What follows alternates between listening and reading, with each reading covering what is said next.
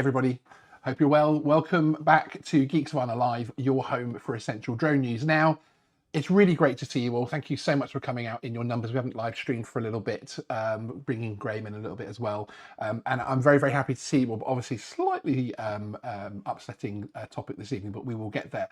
So we have had some somewhat sad and unwelcome update to bring you today, but it is something that we needed to do in terms of really, well, air safety and information for drone users across the UK, really. As you'll no doubt be aware, the app and airspace service platform DroneAssist is a leading resource in the UK for drone users needing to find out if airspace has any restrictions or other hazards, etc. The app has been an essential friend of the hobby and a tool of the trade. It has always been a first stop for me personally due to the app functionality, and one of the things I loved about it is the completely free access without actually even needing to sign in to basically be able to get that data and find out about those restrictions. Now, to start with, and to be very clear, there is nothing to suggest that the app will be going away completely. Old faces will remember the old days of the DroneAssist app, which actually was kept on life support and not updated for many years for all sorts of contractual reasons. It was still a very good resource, as so much of the information is, of course, automatically displayed. But with the next bit of news, the future is obviously a bit unclear, and we need to be very careful to double check what we see on the app and website, especially if there is any kind of error or confusion. Now, one of the big differences here is, of course, back then that there's a big difference between not updating something and actually something happening from the point of view of there being no one to update it, essentially. The creator and owner of DroneAssist, Altitude Angel, has entered administration. It feels so weird to say that out loud. This can often take many forms, although we are informed that the likelihood here is moving on assets to new owners rather than seeing any kind of recovery. And even since I've prepared these show notes, that seems to be very much the case. Something which is always a risk, obviously, in terms of future flight, but it has to be said that this one's a little bit of a shock to the system, as so many of us know the brand so well and have been using their services, including, as I say, that free access to the drone restrictions map for so many years. Now, we're not going to be discussing the business side of things today. I'm very confident that that will be a topic of discussion and debate on the channel. But for now, we need to look at how this will impact the mapping services and what you should do in terms of our advice as a drone user to protect yourself when you're out flying your drone. Now, if you visit the web page or the app, you're already greeted now with the confirmation that the approval services are now offline. This is the automated UTM system where DroneAssist would gain a digital permission to fly an FRZ, etc. It was one of their newer products, something they were very proud of. If you have a pending approval that's been being worked on, this has now been passed to the relevant tower services for processing, we're told, and you should contact them directly rather than Altitude Angel, basically. So that was all of the ready UTM ready symbols, etc., that kind of thing that you would normally see on there. Now, we have made contact with the appointed joint administrators and we'll be able to provide some more details in terms of the ongoing status of DroneAssist when available, because of course, even to them, it isn't entirely clear. It will be an asset that they'll probably look to protect and therefore keep running where and as they can. But one of the things we need to remember, because we do see a lot of people, and even in the chat tonight, so saying, hey, can we get together and buy this, that kind of thing.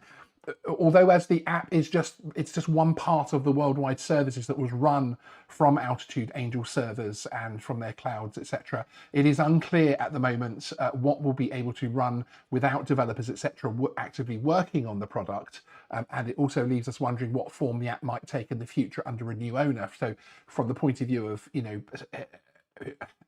what will DroneAssist look like under somebody that wants to monetize it, that kind of thing.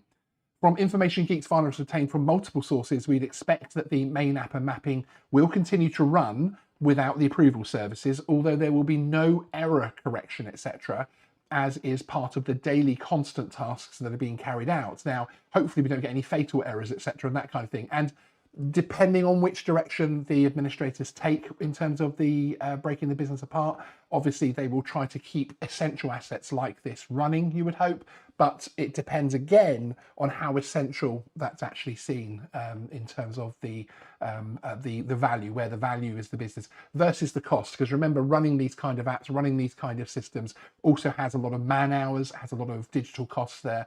So we have to wait and see from that point of view. We've spoken to the CAA on this topic and they've confirmed that they'll be finding out more information. But in the meantime, drone users are asked to ensure they're checking an official, reliable source for the data. They point to the NATs map for FRZ and permanent restrictions. There's a link in the description to that service. Now, I would also recommend that people ensure that they're signed up to the Skywise service.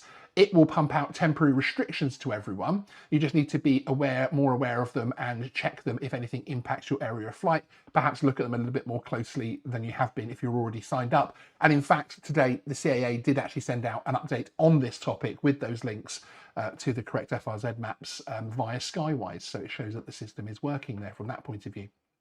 Now, we've also included a list of other providers and mapping services that will be continuing to provide services. There's also a drone service created by DroneDesk, which has easy access to all the ATC information, so to the tower information, so you can get the info for FRZ permissions quickly.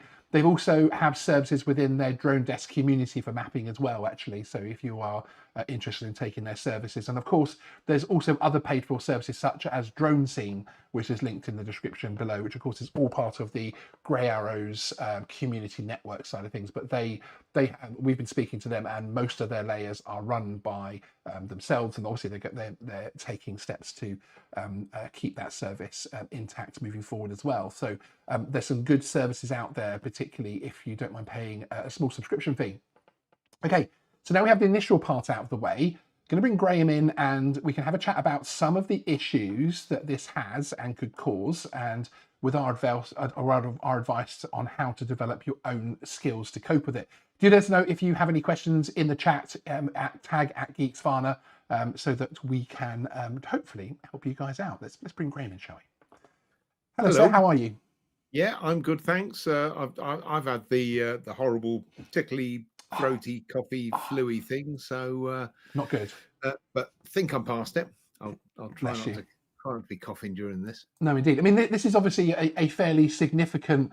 It feels like losing a member of the family in aviation terms. Obviously, the Altitude Danger have always been very kind to Geeksvana. When they relaunched the Drone Assist app, they did so with us, and they came in and had a special live show and all the other things. And it's been such a pivotal company.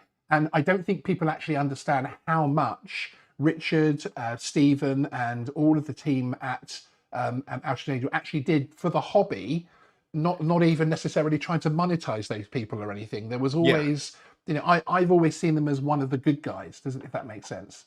Yeah, I think so. I mean, and certainly they do seem to be coming at it from the point of view of wanting to support the ground routes, wanting to support drone pilots. The system that they were building with towers dotted around to actually look at the sky and say that's really what will have done the damage to the company. I think people see the drone assist and they think of Altitude Angel as just doing that, but they don't. They've got their fingers in many other pies, some of which involve an awful lot of capital expenditure.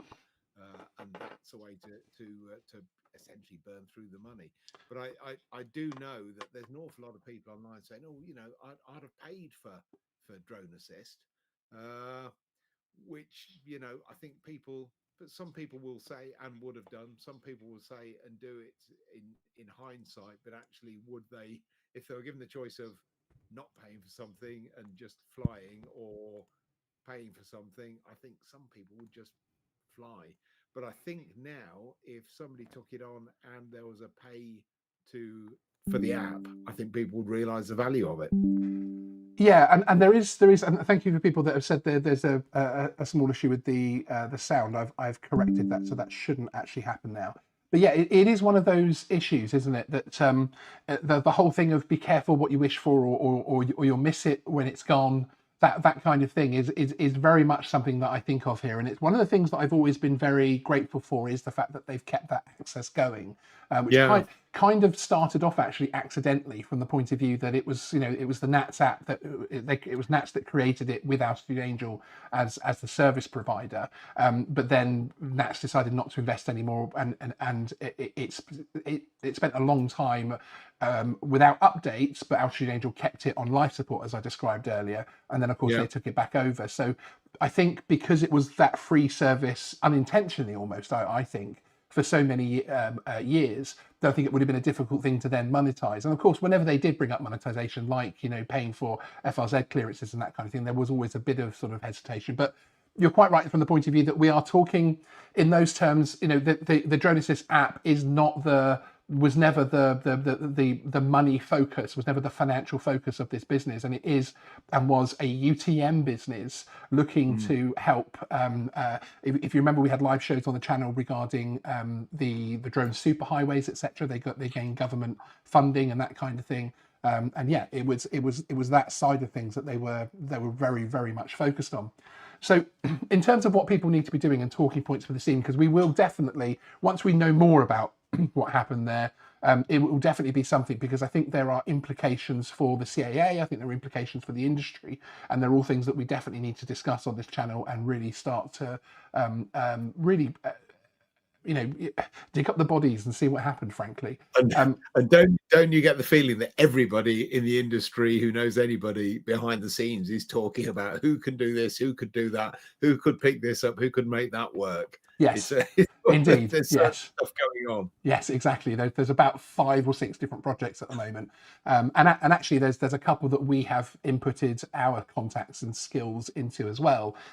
Only from the point of view that I think those are the ones that have probably got the best possible, the best possibility of also coming out the other side as the best product and fairest products for consumers. I think you'd agree with that, Graham, from the people that are behind those.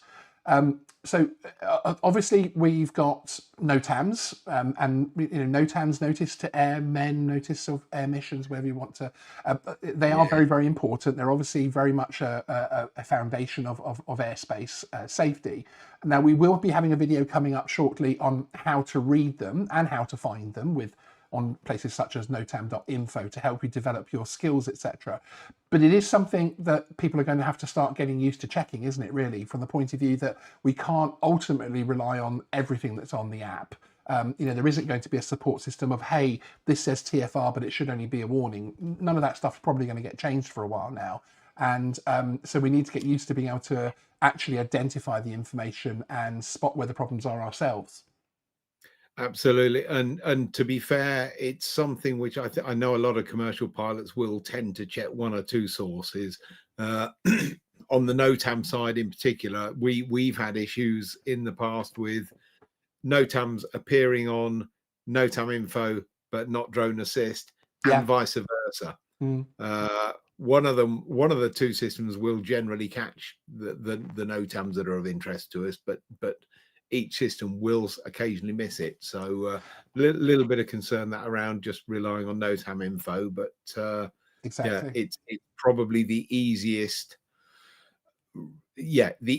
to read, easiest to access way, but it's not an app. It's getting your laptop out or peering at your phone and deciphering and actually and understanding. Hence we are going to be bringing that video out on how to read NOTAMs, etc., because I think that would help build that bit of knowledge, as it were. And it is something that we just have to get used to as a drone community, even at the hobbyist level, getting used to being able to do. Of course, we had that case in New Zealand a couple of years ago now, where somebody used the fact that they checked the app down there before they flew, and the court said actually that is only a mitigation, that's not a guarantee. So you're always and always have been responsible for your own actions and what you're doing when you're out and flying. But even more so now, you're going to have to be very, very careful in terms of just double checking what's actually said there, frankly. And of course, the most important one is the temporary restrictions, because those are the ones that can come up at any time. But of course, that can happen at any time as well. So now there is obviously the official FRZ map on NATs. It is the one true map, as it were. It's the only one that police would point you to and recommend to from that point of view. One trick I do quite like is if you go into their via the link in the description, if you go into the official map page and go into the map, you can actually download that layer onto your own Google Maps, which I have on my Google Maps. So basically, whenever I open up my Google Maps when I'm trying to find somewhere, I've also got the FRZs across the top of it, which is sometimes inconvenient for my old eyes at night. But it's pretty handy in terms of just being able to open my phone, and the current version of the of the permanent restrictions at least shows on my phone, basically just straight under my own map tool. So I find that is actually quite useful. And again, as I've said before, there are other services that there will be a subscription to access it. DroneDesk, there could even be something more coming from them in the future. But in terms of the mapping, etc., if you're a commercial pilot, a commercial operator, it's even more of a reason to potentially consider subscribing with them for their services, because you'll also get the mapping as well, and that is soon to be enhanced. And then of course DroneScene with grey arrows, which if you want that community around it as well, it's just another benefit to it, basically. So there are still ways of getting that information reliably, but if you want to do it in the same way that we were doing it at the moment, we are doing it at the moment, which is obviously via Drone Assist and not having to pay or sign in and that kind of thing, it is going to change slightly. So you also then, of course, need to keep an eye out locally when you're flying for Article 239 signs from police. These are the big yellow and red signs, which will basically say no drone flying. Check the corners of that, see if it's an Article 239 sign, which will mean that it's actually a proper temporary restriction. More and more police, when they're putting up these restrictions, are putting those signs up now. Obviously, if they know it's coming, they'll put them up for things like Wimbledon and for events and that kind of thing in the area. So you will start to see them, and you're going to start to see them more and more. It's kind of going to be a little bit interesting as well, isn't it? Don't you think, Graham? From the point of view that with EASA and other areas, obviously they have their national maps which show. And it's all listed actually on one link on the EASA website for all of the local national authorities. We do have that with the NATs FRZ map, but I still think, and it's kind of one of the things we've always been calling for from the point of view of having an official source that's reliable for all of the information, with just so many lower space users. And if we're going to be seeing future flight integrated into that as well, and the future of UTM, etc., surely the basic thing that we need to get right is the fact that everybody can see these things clearly. That information, clearly and simply. One true place to go for it. As you say, I mean, temporary 239s thrown up by police are going to probably be the most difficult, because they'll come up at shortest notice. Things like Wimbledon, as Sean says, keep an eye on Skywise announcements. Just make sure you've gone into Skywise, ticked for email notifications, ticked for drones, and you will get those through. The thing is, they come up a week or so before the event, so it can slip your mind. So you need to think in terms of planning ahead if you're going to an area, and particularly if you're going on holiday somewhere, you may not know the area, you may not know what it's referenced as for a particular sporting event. So if there's any chance you may be in an area where there may be something going on that may cause some sort of temporary restriction, make sure before you go, because we just don't want people getting into trouble. No, exactly, indeed. And this is also one of the reasons why the police, in terms of enforcement and that kind of thing, are very careful in terms of how these things happen. And obviously, if an FRZ a temporary rack goes up very, very quickly and there's no signs and that kind of thing, then you're probably going to get a police officer's hand on your shoulder, rather than being thrown to the ground and put in cuffs or anything. But depending on what you're doing, of course, caveat. But yeah, it is just about having some common sense and trying to assess where you're flying. Obviously we need to enjoy what we're doing, and we need to get on also and earn money and everything else like that. But it's just adjust and just really keep using Drone Assist. There's 350,000 users, something like that, on the app, which is incredible, frankly. So I do expect that someone's going to do something with it if they can, but what that will be and how it will turn out to be and how it will get monetized or changed dramatically, I don't know. Because, as I say, there was a lot of community-minded steps that the wonderful people at Altitude Angel took. There's a lot of money they lost and money they left out there. In terms of wanting to keep this app and the resources there for the community. Richard is so passionate about that kind of thing, and I have seen them make decisions and thought, okay, you could have done that and made some money actually, and they just haven't done it. So again, it's a smaller part of their big vision in terms of their business. But as I said, the next step of DroneScene might be very different. So keep using it, but just keep your mind open in terms of, if you see something you don't quite trust, or you see something that's telling you should or shouldn't fly, or it's a different color than you're used to, that kind of thing.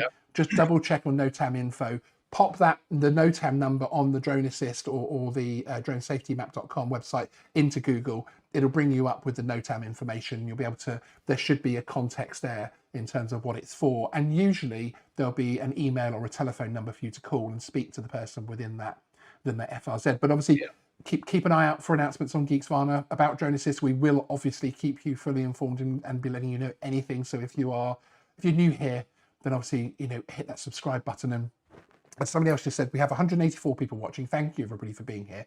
But can you all please hit the like button? I'd love to get to, I don't know, 60 likes before we come off. I'd like 100 actually, but we'll try and get to 60 likes before we come off. Start small. Indeed. Exactly. Okay, so we're going to turn to the chat now and have a look at what people are saying on this one. Oh, look at that. I don't have Graham on this screen. There we go. We might stay there. And I might just... Now you're going to... Yeah, we always need you. Look at this. It's behind the... Oh, yeah, it's hiding behind me. That's it. Make me smaller. OBS Live. There we go. You're kind of in the right position, aren't you? I can live with that. There we go. And we can hear you, which is the most important thing, because we couldn't hear you before. Right, so let's have a look at what some of the people are saying in the chat now. Thank you very much to the Drone Business Network with Matt Williams for the $20 Canadian super chat. Thank you, sir. Thanks for bringing this help and advice to everyone. I appreciate it, sir. I can now actually give you a little love heart. There you go. It makes sure things come back up, but there you go. You get your name up again. Now, there was someone's question down here about the purchasing of it.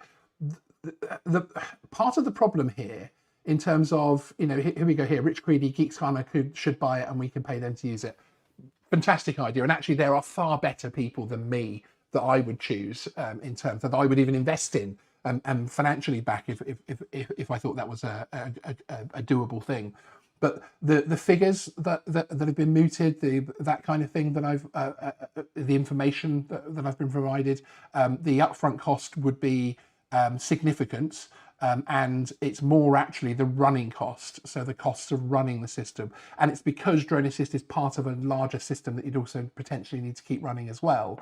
So that yearly maintenance cost is a killer, frankly, for it being any kind of standalone product as it is. Whether or not, as I say, when we hear back from administrators and we hear what the plans are and that kind of thing, whether or not we see anything from the point of view of other ideas and ways to do that, that'd be fantastic.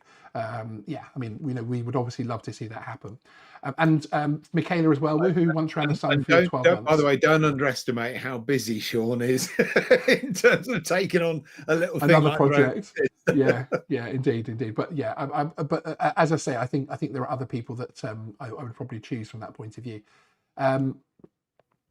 Yes, you use DroneScene quite a bit. Also, Drone Cloud, thank you on Track Images for bringing that one up. Appreciate it. Yeah. Thank you, Michaela, for the 12 months. I appreciate you being a channel member.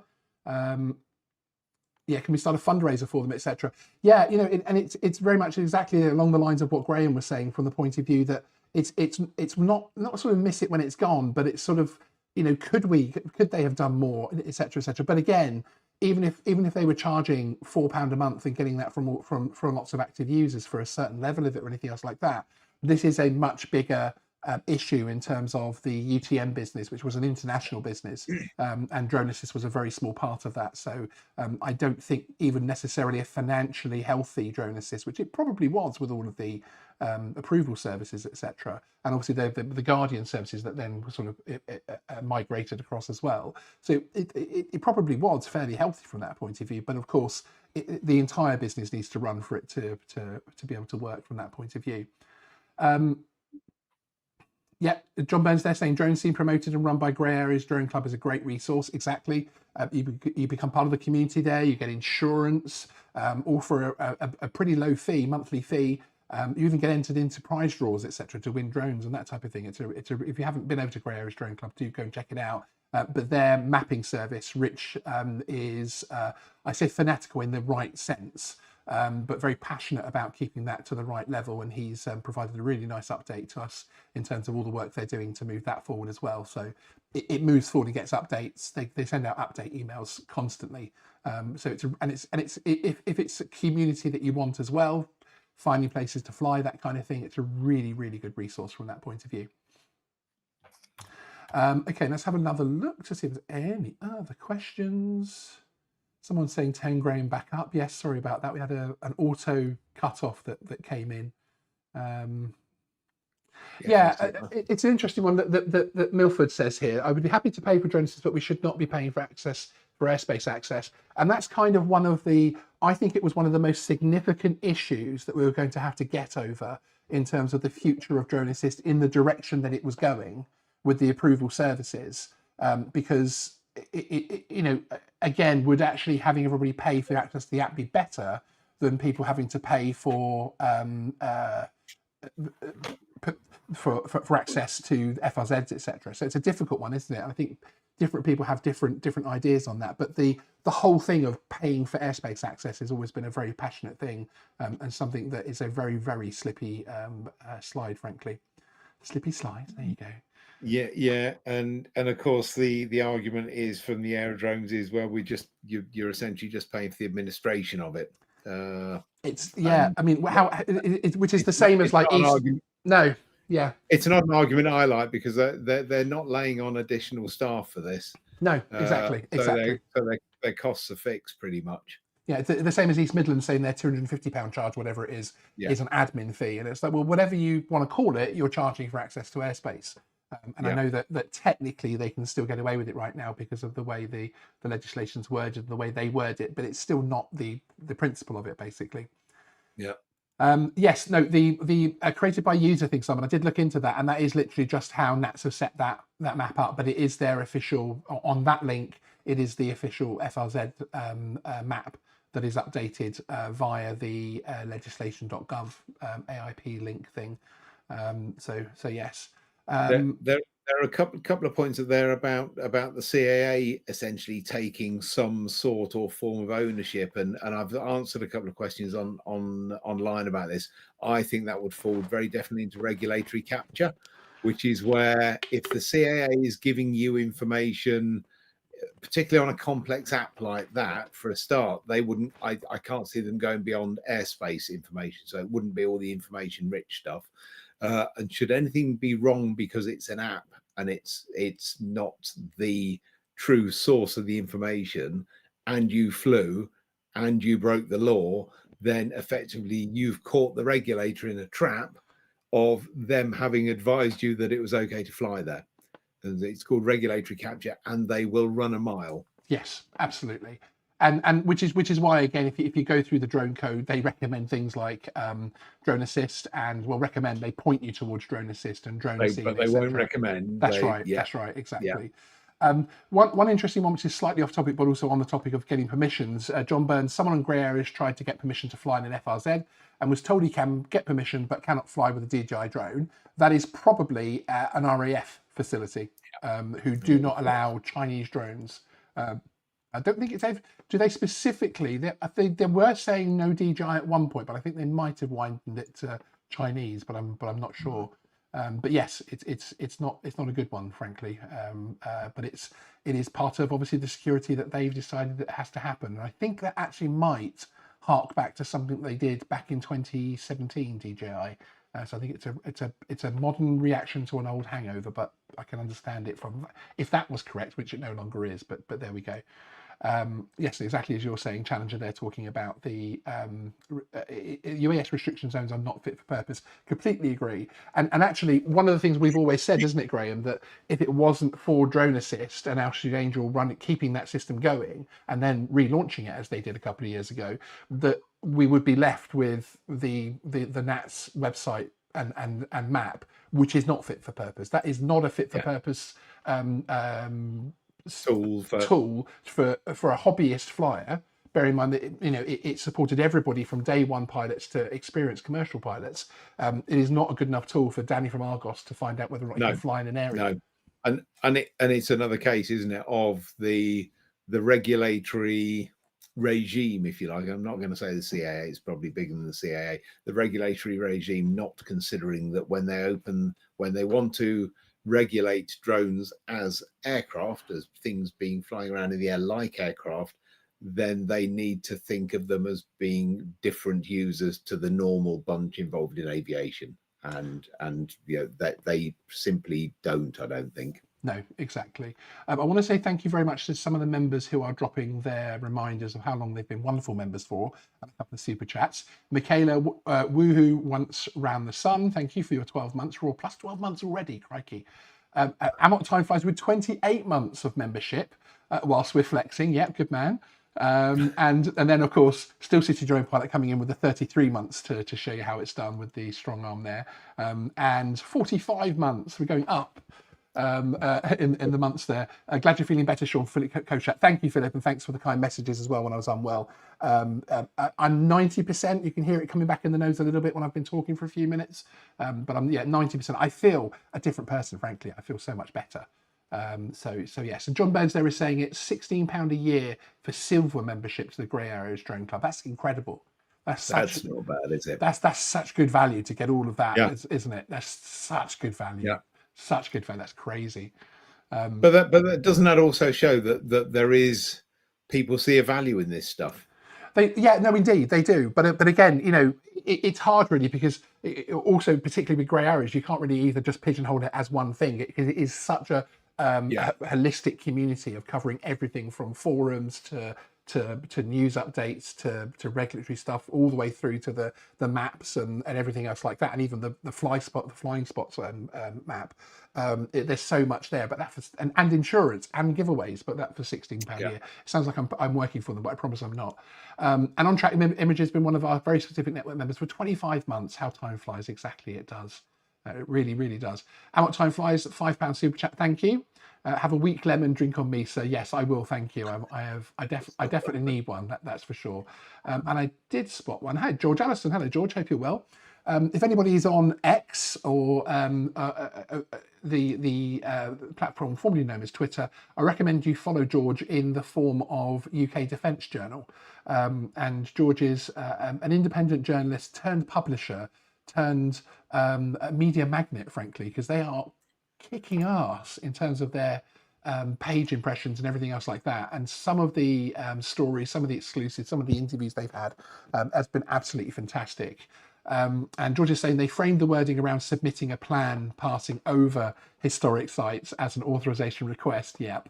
Of course, they were a customer for UTM, indeed. And it's actually one of the former directors of Altitude Angel will have fond memories of many a conversation I've had with them about how that's all worded and how that's presented to the community from the point of view of, it's a weird one, because everybody would say, if I could pay £10 to go and fly anywhere on or in specific spots on a National Trust property and know I'm allowed to fly and that kind of thing, I might do it, or I might pay a £5 or something like that.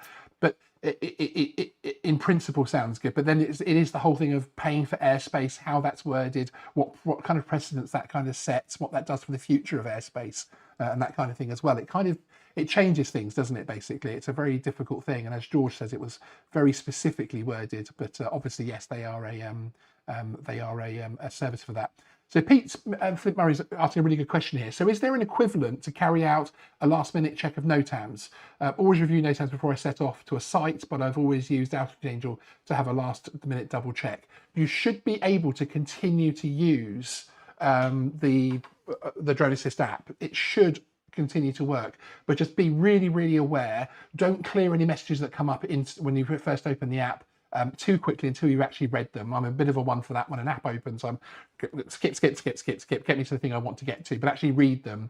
As it says that there are approval services down at the moment, we may get more updates from that point of view. But yeah, otherwise you're looking at DroneScene, you're looking at DroneDesk. If you are flying commercially, Pete, there is what does DroneDesk membership start at? Is it £10 a month? Oh, I don't know, and I should really, although I'm not a member. because I don't. And again, DroneDesk is run by Dorian, who is again one of these amazing people in the industry, like Rich over at Grey Areas, that doesn't charge nearly as much as they should. Frank, yeah, £9 a month, and you also get tons of software and templates and forms and all sorts of things. He to run throws your an business. awful lot in for that. It's incredible. But DroneDesk.io, it is linked in the description. I'd recommend going out to have a look at it, and you can see it from that point of view as well. And as Simon's saying, yes, there is, and that is actually linked in the description as well. There is a free FRZ checker on DroneDesk, but I don't know if that includes the NOTAMs, does it? DroneDesk FRZ checker. Let me have a look at this. Nothing like doing these things live, is it? Okay, so I'm going to check my local area. I realize this is fascinating TV. Yes, DroneDesk does check NOTAMs. It's designed to integrate NOTAM checks with other essential flight planning apps. And now that is from Copilot, so it could be a load of nonsense. Indeed. The top drone flight planning tools with NOTAMs for safe flights. That's from DroneDesk.io. So I reckon. So it does seem to include the NOTAMs. Okay. Yeah. We'll check that with Dorian and keep an eye on the community tab, because what we'll do is we'll do a specials post on the free FRZ checker just to check on it, because there's a couple of things I want to check on there. One I've just tried to go in, it's just asked me to log in or sign up for unlimited access. Okay, DroneDesk stands out among drone flight planning tools with NOTAMs by seamlessly integrating this critical data with weather forecasts, airspace restrictions, and ground level hazards. Yeah, I think that's the one that's within their thing, which is definitely very, very good. But I'm not sure about the free one that they do. Because at the moment it seems you have to enter email, etc., to access it as well. But I'll check on that and come back to everybody and let you know what news we get back. It'll be very straightforward. Dorian. It's almost as though we're learning from this that to get good data that you can rely on, you have to pay. Exactly. And when you don't, there's a limited life to it. Exactly. Bumpkins Drone. So do I need to stop using DJI Go 4 app? No, this is the Drone Assist app. This is the app which is basically shows you the airspace. You can still keep on using it. I'd recommend if you go back and watch the first, I always put all of the information in the first few minutes of every live show. So if you go back and watch the first 6 or 7 minutes, 8 minutes, you'll get everything you need to know. But it's the Drone Assist app specifically. The DJI apps completely unconnected. Those are your actual drone apps. Yeah, but, your DJI Go 4 app you still use to fly whatever you're currently using, you carry on using. You carry on using that. But these apps are for warning you about airspace restrictions and other hazards. Yeah, questionable obscenity. Good to see you. I just arrived at the convo, so I might have missed the answer. Is there no appeal for community aid to stop Drone Assist from going bust? We don't know that yet. I have a feeling that it's all a bit too linked. It's all a bit too meshed in with the business there, because obviously there's no point in having a separate team and separate servers for Drone Assist in that business when they had huge other UTM services that they offered worldwide. So I think that might be the problem, but who knows? We need to wait to hear from the administrators. This is one of those things where we've got to give it time. This is incredibly fresh. There'll be people running around, and let's not forget, these are people with livelihoods and have a job and will be concerned about their job, and then there'll be people coming in doing due diligence. All sorts of things will be going on commercially and in terms of potentials, saving the business, taking over the business over, selling it in chunks. This isn't necessarily going to be a quick thing, so we can just hope because it isn't something people plan for. So nowhere in the files of Ocean Angel is a although actually in actual fact I say that, but I know for a fact that Richard has done things previously to ensure that certain things happen should anything go wrong. But anyway, because he did have foresight in terms of looking after certain aspects of the community. But sorry to be vague, but a business doesn't have the sort of what if it all goes tits up type of button, as it were. So there's going to be a lot of unwinding that's going to have to happen before the administrators can even tell us really clearly if anything is possible. But for now, the message is yes, keep using it, but question it. And if you have any questions on it, check with notam.info, check with other sources, check with the official map, etc., and just make sure that you know what's going on before you fly. Essentially, just try and build your confidence. But as I said, we are going to have a video coming out very soon, which is going to talk about how to read NOTAMs. So that will help you as well in terms of being able to build a bit of experience, basically. Yes, Gosport drones. I will add the Google Maps layer thing into the NOTAM one. I think that'll be a good one. So, and Kayaking Graham now has electricity. I think that's breaking news from Scotland. Now, are you late joining from Scotland because they've just put electricity into Scotland? Oh, I'm such a Southern England person. Did I just do that? That's a loyal channel member as well. Graham has been a follower of this channel for such a long time, and I went there. He probably means he had a power cut, doesn't he? And the power's now back on. I would imagine. So yeah, they haven't just attached the cable to his house or to Scotland and retired the hamster. This is from someone who has been living with somebody who is from Sheffield, and I still see that as incredibly far north. And I say that to some people that I'm going up north this weekend, Sheffield, and they look at me like, "Oh, that's the Midlands, mate." But yeah, never mind.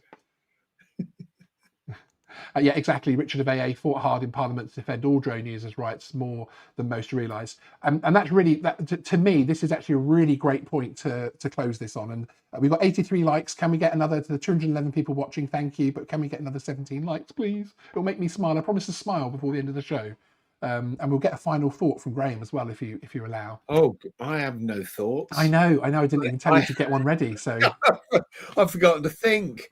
I've forgotten to think. No, it's tough. No stuff. But yes, but my thoughts are with the employees at yeah. Thank you. And the final point to discuss really is, I had more conversations with Altitude Angel as a business and the senior people within Altitude Angel about how to help things and how to solve problems and how to form a fairer future use of the airspace than anything to do with money or to do with trying to, you get evil plan from a lot of corporates in future airspace, especially. Sort of their evil plan will start seeping out the sides, and you see who's really behind the curtain, as it were. You got none of that with Altitude Angel. They were so straightforward. They were so supportive of the community, of the industry. It is a huge loss to aviation in this country to lose this company. And ironically, for a commercial company that was so focused on the future of airspace, the community, the hobby community right now are losing advocates and people who passionately fought to protect your freedoms to fly your drones. Frankly, they were essentially trying to develop systems that would steer everybody around you, so you could carry on enjoying yourself. Yeah, if their system had been allowed to be developed properly, in my opinion, and was allowed to develop it in the right way, as Graham is saying, you would not need to do anything with your drone. All of these wonderful commercial drones, etc., would get out of your way, essentially, and get out of the air ambulance's way and everything else like that, basically. And it's a huge frustration, but it's something that I'm not sure we'll see repeated again in aviation in the lower airspace in those terms, because obviously most lower airspace ventures now are very, very much focused on future flight, and that doesn't include most of us, unfortunately. But they're coming from a completely different angle, aren't they? Coming top down. No, exactly. Excellent. Okay, well, thank you very much, everybody, for joining us. I really do appreciate it. As Graham said, our final word is with the thoughts of all the employees that are out there looking. If you are in the industry and you're on LinkedIn, go and you come across one of the Altitude Angel chaps. There's a few of them on there at the moment putting out their CVs, etc. There is some incredible talent that has just suddenly come out there. So share their posts, and so that you can spread it across your network as well, because actually the people that find them may thank you as well, because as I say, there are some uniquely qualified people in that company, from the comms to the technical side to sales to the whole business, basically. Such a unique business, and it's going to be a shock to the system for a while. As I say, it's almost like losing a member of the aviation family, frankly, but there we go. All right, everybody, thank you for joining us. Thank you, Graham. Your shirt is looking wonderful. We like this one. We've had a few compliments. One of my favourites, this. Yeah, we had a few compliments there from people with the shirt. I think it's rather nice, frankly. I like this one. Yes. And I have nothing else to say apart from Sean out. Bye-bye.